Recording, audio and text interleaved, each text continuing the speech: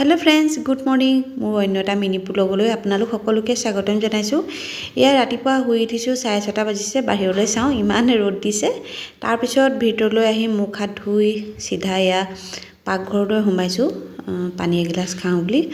ৰ'ব আপোনালোকক কোৱাই নাই নহয় মই মেথি পানী খাওঁ ৰাতি মেথি পানী মানে ৰাতি এগিলাস পানীত 1 চামুচ মেথি গুটি দি তিয়াই থওঁ। এই পানীটো যে সুগাৰ ৰোগীৰ কাৰণে বহুত ভাল। মোৰ আকৌ সুগাৰ নাই কিন্তু এনেই খাওঁ শৰীৰৰ কাৰণে ভাল হয় আৰু পানী গিলাস মই ঠাণ্ডা কৰি নাখাওঁ। এয়া সসটোতে দি অকমান জান গৰম কৰি লওঁ তাৰ পিছত পানীখিনি খাওঁ আৰু এই তলত যে দেখিছে মেথি গুটিখিনি খাব পাৰিলে বহুত ভাল। কিন্তু পানী গিলাস খাওঁতে মোৰ কিবা লাগি যায় মানে গোন্ধটো কিবা লাগে তথাপিও খাওঁ আৰু এই মেথিখিনি কিন্তু মই খাব নোৱাৰো। আপোনালোকে যদি খাব পাৰে খাই দিব। আৰু আজি মোৰ মিনি ব্লগটো ইমানেই আছিল।